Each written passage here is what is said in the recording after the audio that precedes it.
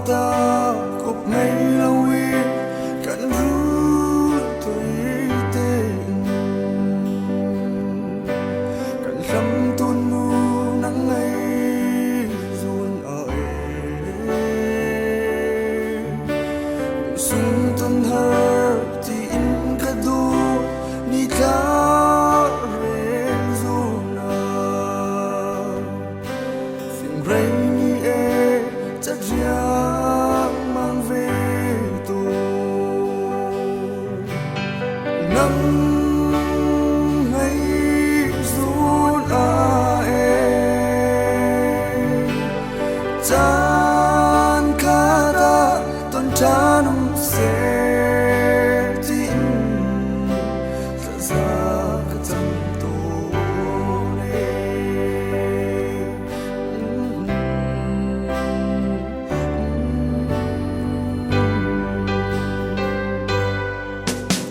Răn đi hầu va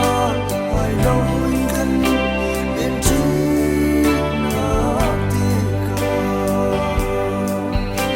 và xích gian đai te băng kim thân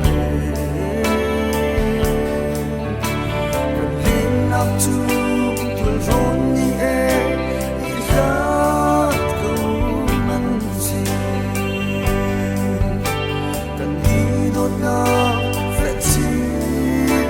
say nắng ngày run chan khá ta tuần tràn sẽ tin ra cái tâm tôi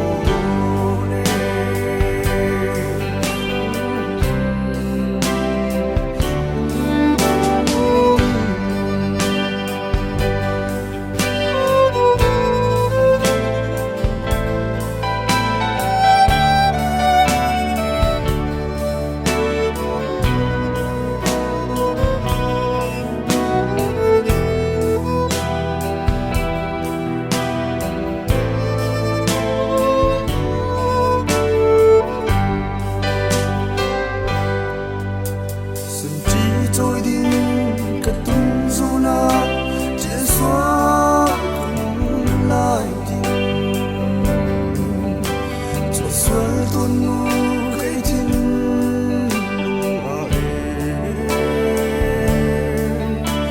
mình sẽ gần xa tình ru niên ta trong ta chán ni lại đến răng xe